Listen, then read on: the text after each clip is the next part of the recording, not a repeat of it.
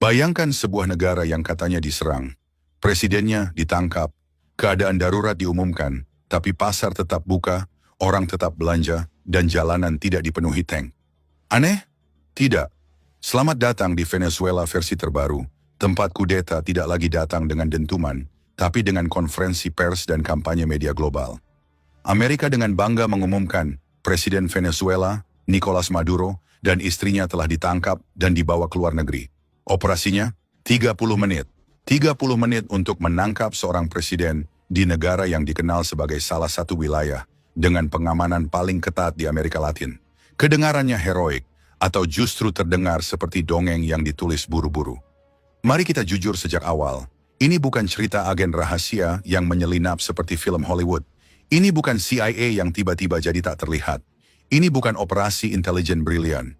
Ini adalah diplomasi jalur belakang yang dibungkus dengan efek suara dramatis agar terlihat seperti kemenangan besar.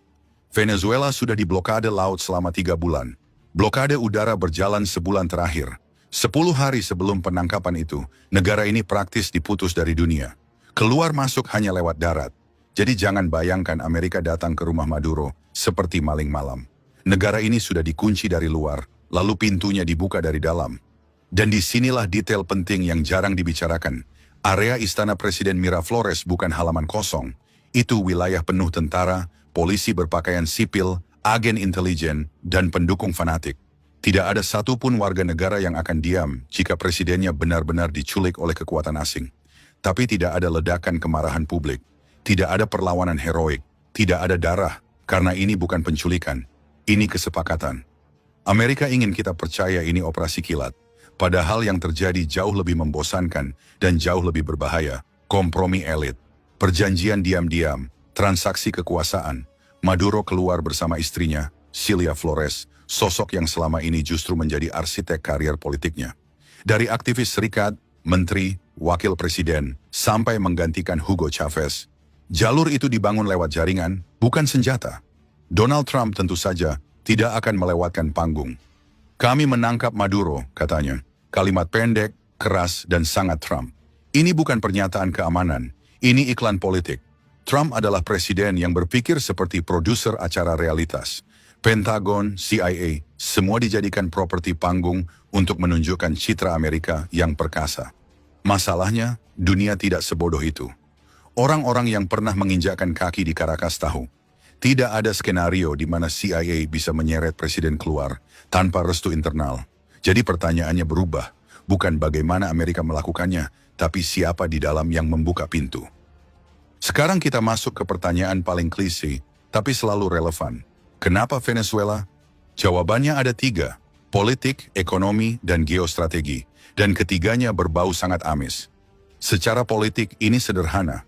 Amerika ingin menggulingkan pemerintahan Bolivarian yang nasionalis dan sayap kiri, lalu menggantinya dengan oposisi sayap kanan yang lebih ramah, lebih patuh, dan lebih mudah diajak foto bersama di Gedung Putih. Demokrasi tentu saja disebut, tapi hanya sebagai kata hiasan. Secara ekonomi, inilah harta karun sesungguhnya. Venezuela punya sekitar 300 miliar barel cadangan minyak.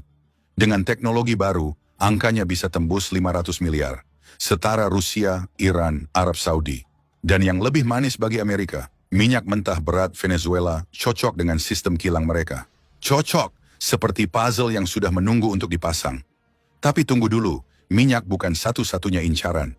Abad ke-21 bukan hanya soal bensin, tapi baterai. Kendaraan listrik butuh nikel, litium, aluminium, tembaga, dan emas. Venezuela punya nikel dan emas, dan nikel sedang langka di dunia. Sebagian ada di Indonesia, sebagian di wilayah konflik, sebagian di negara-negara yang kebetulan saja sedang mengalami kudeta atau tekanan geopolitik. Kebetulan? Tentu saja tidak. Emas juga bukan sekadar perhiasan, ia adalah bahan penting teknologi luar angkasa dan komponen kendaraan listrik. Dan mari kita ingat satu detail kecil yang sering luput. Elon Musk adalah pendukung besar Trump, dan Musk pernah secara terbuka mengejek Maduro saat pemilu Venezuela 2024. Ini bukan teori konspirasi murahan, ini soal kepentingan bisnis yang terlalu jelas untuk diabaikan. Lalu geostrategi, disinilah ceritanya menjadi global. China mengimpor sekitar 60-70% minyak Venezuela. India dan Iran juga pelanggan besar. Di Eropa, Italia dan Prancis diam-diam tetap membeli, meski ada embargo. Bagi Amerika, ini mimpi buruk. Negara-negara sekutunya bergantung pada minyak dari negara yang secara resmi mereka kutuk. China lebih jauh lagi, mereka membangun jaringan logistik maritim raksasa, mengangkut minyak dari Iran dan Venezuela dengan ribuan kapal di halaman belakang Amerika, di tengah perang dagang, di tengah perebutan selat dan kanal. Ingat terusan Panama. Ingat bagaimana Trump pernah menjadikannya isu besar? Semua ini terhubung. Sekarang pertanyaan terbesarnya, apa yang terjadi selanjutnya? Jangan berharap revolusi indah, jangan berharap demokrasi instan. Yang akan terjadi adalah transisi penuh intrik. Kandidat kuat muncul dari dalam sistem, Wakil Presiden Delcy Rodriguez dengan jaringan keluarganya di parlemen. Oposisi sayap kanan, mereka dekat dengan Amerika, tapi buta birokrasi. 20 tahun di luar kekuasaan membuat mereka seperti turis di negaranya sendiri. Militer adalah kunci. Venezuela punya sekitar 150.000 tentara dan 2.000 jenderal. 2.000 inflasi jenderal. Mereka bukan hanya tentara, mereka mengelola bandara, pelabuhan, bank, perbatasan. Mereka hidup dari sistem ini. Jadi jangan harap mereka menyerahkan segalanya begitu saja. Amerika tidak bisa mengatur transisi tanpa militer, dan militer tidak akan bergerak tanpa jaminan. Gaji, kekebalan hukum, keamanan, inilah tawar-menawar sebenarnya. Bukan di jalanan, tapi di ruang tertutup. Lalu rakyat, disinilah ironi terbesar. Setelah semua drama, rakyat Venezuela relatif tenang. Tidak ada panic buying, tidak ada toko tutup, tidak ada histeria nasional. Patung Hugo Chavez memang diruntuhkan di beberapa kota. Itu simbol, tapi kehidupan berjalan. Ini memberi pesan pahit. Rakyat melihat ini bukan sebagai perang untuk masa depan mereka, tapi perebutan kekuasaan antar elit. Dan mungkin mereka benar. Setelah pemilu 2024 yang hasilnya diumumkan sebelum penghitungan selesai, setelah pemilu lokal 2025 dengan partisipasi real sekitar 11%, legitimasi Maduro runtuh perlahan. Bukan karena bom, tapi karena apatis. Inilah bahaya sebenarnya di Venezuela. Bukan perang besar, bukan invasi terbuka, tapi kudeta sunyi.